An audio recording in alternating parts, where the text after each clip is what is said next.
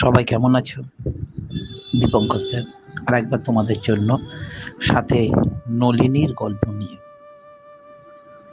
প্রেম মানব সভ্যতার ইতিহাসে এক রহস্যময় মনোলোক তত্ত্ব, যা স্বর্গীয় হোক কি মর্তবাসী, সকল নরনারীর হৃদয়ে সমসুরে ধ্বনিত হয়। এই প্রেমের ঋতু হলো বসন্ত, আর মানব জীবনে যৌবন হলো সেই বসন্তের কোকিল। জীবনের প্রথম প্রেম বসন্ত ঋতুতে কোকিলের কাকলি লহরী যখন প্রথম প্রেমের বার্তাকে বহন করে আনে, তা চিরমধুর ও না ভোলা জীবনের এক আনন্দপূর্ণ বেদনাময় স্মৃতির আকার হয়ে রয়ে যায় স্মৃতির আকর হয়ে।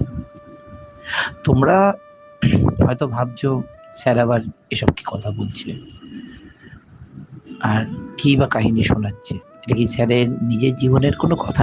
একদমই না, তুচ্ছ মানুষের জীবন কথা নয়। আজ আমি তোমাদের বলতে চলেছি রবীন্দ্রনাথ ঠাকুরের জীবনে আসা প্রথম বসন্তের ছোঁয়া তথা প্রেমের এক না ভোলা গল্প। তো চলো শুরু করা যাক। সালটা 1878। কবির বয়স তখন মাত্র 17।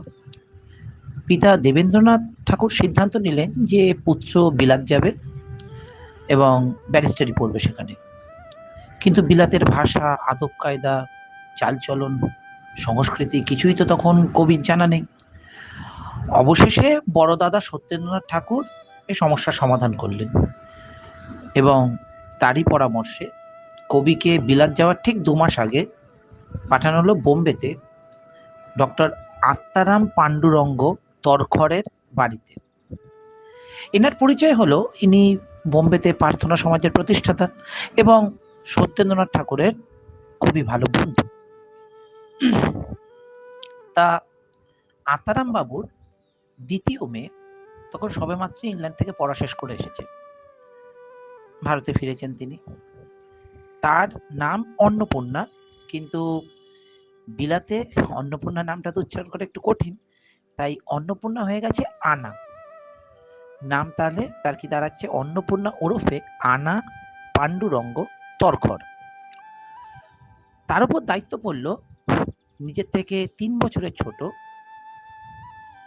যুবক রবীন্দ্রনাথকে বিলাতি ভাষা, আদব কায়দার তালিম দেবার। কারণ তিনি বিলাত থেকে এসেছেন, সেখানকার সংস্কৃতি, শিক্ষা দীক্ষা সম্পর্কে তিনি পরিচিত। এই প্রথম শিক্ষাদানকে কেন্দ্র করে বা বিলাতি আদব কায়দাকে শেখানোকে উদ্দেশ্য করে দুজনের মধ্যে এক ঘনিষ্ঠ সম্পর্ক তৈরি হলো। এই ঘনিষ্ঠতা দিনে দিনে ভালোবাসার সূত্রপাতে পরিণত হয়।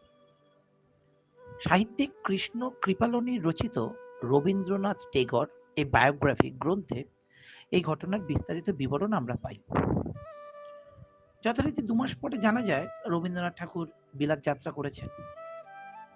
এর ঠিক পরের বছর 1879 সালে প্রথম দিকে ডক্টর পাণ্ডুরঙ্গ আনা দেবীকে সাথে নিয়ে কলকাতার জোড়াসাঁকো ঠাকুরবাড়িতে এলেন দেবেন্দ্রনাথ ঠাকুরের সাথে সাক্ষাৎ করতে, এবং সম্ভবত অনুমান করা যায় আনা এবং রবীন্দ্রনাথের সম্পর্ককে পরিণতি দানের বার্তা নিয়েই এসেছিলেন। কিন্তু দেবেন্দ্রনাথ ঠাকুর তাতে রাজি ছিলেন না।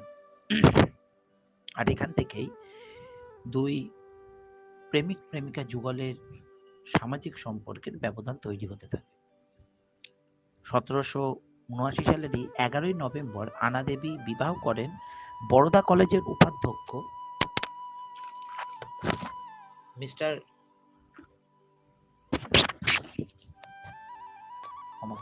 বরোদা কলেজের উপাধ্যক্ষ মিস্টার হ্যারল্ড লিটল ডেল সাহেবকে। আগামীতে কবিগুরু পানি গ্রহণ করেছিলেন, মৃণালিনী দেবীর পানি গ্রহণ অর্থাৎ বিবাহ করেছিলেন। সমাজের নজরে উভয়ের পথ তখন পৃথক, উভয় ভিন্ন জগতের বাসিন্দায় পরিণত হয়েছে, কিন্তু আজীবনই তারা কেউ কাউকে ভুলতে পারেনি। প্রসঙ্গত রবীন্দ্র রচনাবলিতে এর বর্ণনা আমরা পেয়ে থাকি। আবার যদি আমরা ফিরে যাই কবিগুরুর বিলাত যাত্রার আগে সেই 2 মাস বোম্বের চিত্রে বা সেই স্মৃতি রোমন্থনে যদি আমরা ফিরে যাই, এই বোম্বেতে থাকাকালীন রবীন্দ্রনাথ আনাকে নাম দিয়েছিলেন নলিনী, অর্থাৎ পদ্মফুল। পদ্ম যেমন রবি অর্থাৎ সূর্যের কিরণে ফুটে ওঠে, জীবন লাভ করে, তথা সূর্যের ভালোবাসার দাসী, তেমনি আনারূপী নলিনীর জীবনে ভালোবাসার উষাবার্তা বহন করে এনেছিলেন বাঙালির অহংকার তথা বাংলা সাহিত্যের মেরুদণ্ড রবীন্দ্রনাথ ঠাকুর ওরফে রবি। আর এই প্রসঙ্গকে উপলক্ষ করে আনা দেবীকে উৎসর্গ করে কবি লিখেছিলেন তার কবিতা শুনো নলিনী খোলো গো আঁখি।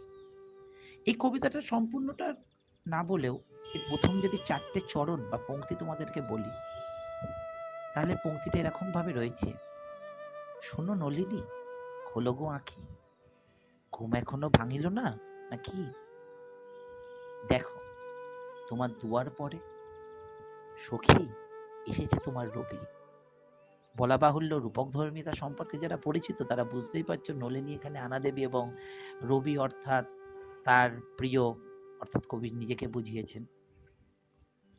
ভালোবাসার যে চিরন্তন অক্ষয় অবিনশ্বর তা যেন জীবনের প্রারম্ভিক লগ্নে প্রমাণ করে দিয়েছেন কবিগুরু। যদিও আনা দেবীর মতো বৌদি কাদম্বরী দেবী বা প্রখ্যাত লেখিকা ভিক্টোরিয়া ওকাম্পোর সাথে কবির নাম বা সম্পর্ক বহুল চর্চিত হয়েছিল, কিন্তু কাদম্বরী দেবী বলো বা ওকাম্পো বলো, তাদের সবার থেকে আনা দেবীর বিষয়টা একটু আলাদা। জীবনের প্রথম প্রেম, যা কবি হয়তো ভুলতে পারেননি এবং কবির বহু কবিতার মধ্যে এটার ইঙ্গিত রয়েছে। তবে আজ আর বেশি নয়, এখানেই থামা যাক। কেমন লাগলো তোমাদের জানাবেন বা আপনারা জানাবেন। আজ নিলাম বিদায়, ভালো থাকো সবাই।